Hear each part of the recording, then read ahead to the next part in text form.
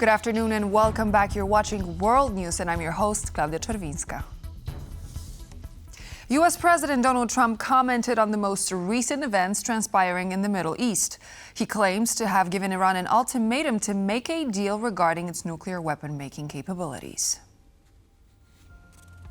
In a social media post, Donald Trump said Friday marks day 61 since he gave his ultimatum to Tehran regarding their nuclear enrichment program, adding that following Israel's latest round of attacks, they have a second chance to negotiate a deal.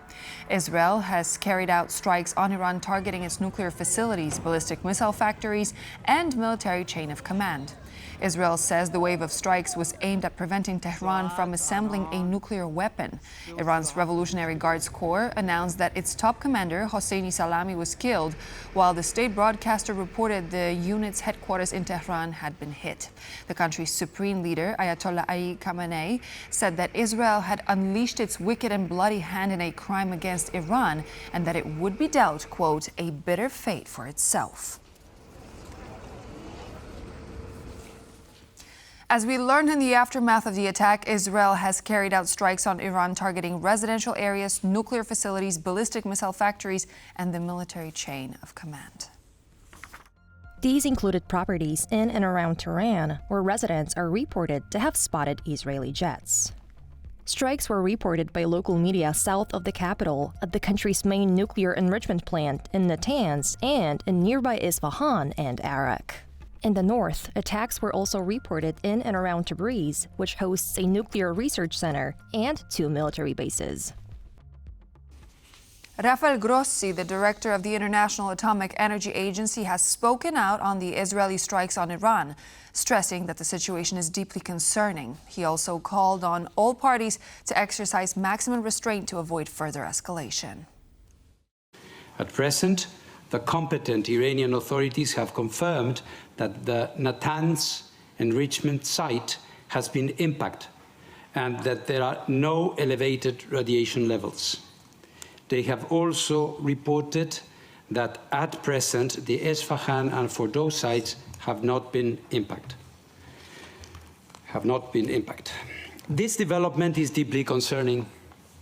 I have repeatedly stated that nuclear facilities must never be attacked, regardless of the context or circumstances, as it could harm both people and the environment. I call on all parties to exercise maximum restraint to avoid further escalation.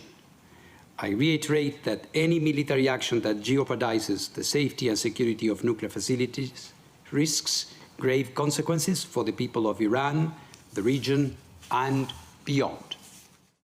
NATO Secretary General Mark Rutte addressed the situation in the Middle East at a press conference in Stockholm. He underlined that Israel acted alone and that its allies will work to de-escalate the situation. Well, it is obviously a rapidly evolving situation. This was a unilateral action by Israel.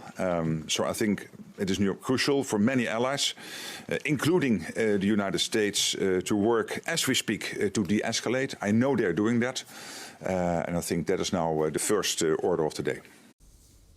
The Polish Prime Minister commented on the Israeli attack targeting nuclear facilities in Iran. Donald Tusk believes the escalating situation in the Middle East proves Poland should invest more in its defense capabilities. I have been in touch with the Minister of Foreign Affairs, and there is no reason to worry about our diplomats in Tehran for now. But we are, of course, prepared for any contingency. I am talking about the situation in Iran to once again make you aware of how important it is to invest money, energy, and time in Polish arms manufacturing and, more broadly, in our defense capabilities. We want peace, but peace requires the best air force to defend it, said Polish Defense Minister Władysław Kosiniak-Kamysz in Dęblin, Poland, as he mentioned new weapon systems that will soon reinforce the Polish armed forces. Kosiniak-Kamysz also mentioned F-35s and Apache helicopters in his address to students of the Polish Air Force University. The production of an all-round Polish F-35 has just started. Polish from start to finish. It will soon join our Air Force. Next week on Tuesday, the first Apaches will arrive at the base in Inowrocław, which the graduates of the Dęblin school will also use and own. We still have many issues to overcome, said Serbian President Aleksandar Vučić, commenting on Serbia's path to the EU. The statement came at the Globsec forum currently underway in Prague. Our defense correspondent, Zuzanna Jurek, has more. One of them is obviously the rule of law. Additionally, Vučić also mentioned the issue of Pristina, as well as more regional issues such as the recognizing of Kosovo's independence. Additionally, one of the key issues that has been a bone of contention between the EU and Serbia has been Vučić's close relationship to the Kremlin, what he calls a balancing act in his foreign policy. He has said, and I quote, Russia has always been a friend, but principled approach to Ukraine is what we have resigned to. That is not necessarily the case, however, as has become clear in the last couple of days, as his visit to Ukraine has brought no resolve to what he called an anti-Russian declaration, which was due to be signed, which he refused to sign. Additionally, another issue which he underlined, and has also been an issue plaguing both Serbia and the EU, is dependency on Russian raw resources, and that is specifically Russian gas, which Serbia continues to get delivered through the Turkish pipelines, and it is expected they will continue to get those deliveries until the next 6 to 7 years.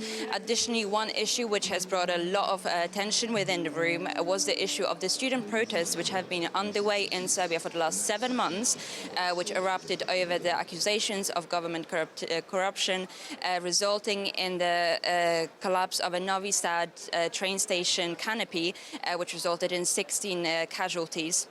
Vučić has been under a lot of growing pressure, and most recently students have demanded a new election, which he says will be underway as has been scheduled in 2027.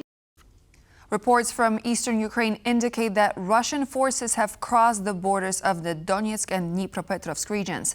That news was verified by the Institute for the Study of War based on satellite footage.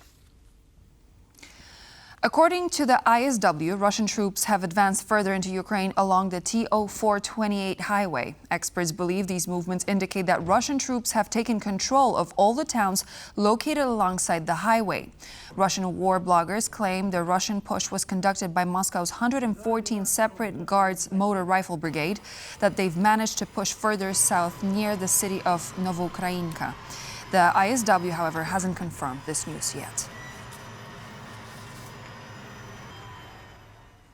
5 children have been brought back to Ukraine from Russia and Russian-occupied territory and reunited with their families. This is thanks to the Bring Kids Back UA initiative initiated by the Ukrainian president. We are fulfilling the president's mission aimed at bringing back every Ukrainian child, said presidential office head Andriy Yermak while announcing the good news on Thursday. According to estimates, at least 20,000 Ukrainian children have been abducted by Russia and sent to Russian-controlled areas of Ukraine or to Russia itself. Only 1,359 children have so far been brought back home. Tbilisi's ruling Georgian Dream Party is continuing its streak of jailing political opponents, this time targeting Nika Gavramia, the leader of the pro-Western Coalition for Change bloc, which came second in the October election. Gavramia is suspected of alleged wrongdoing under jailed ex-president Mikhail Saakashvili. The Georgian opposition leader refused to testify before a parliamentary committee investigating his case. He also skipped his court hearing, choosing to instead turn himself over to the authorities before being detained. Gavramia posted a message on his social media that read, "Not one step back, our homeland is behind us, the oligarchy must fall, glory to Georgia." 2 other Georgian opposition figures, Zurab Jarabchize and Nika Melia, are already in jail on similar charges.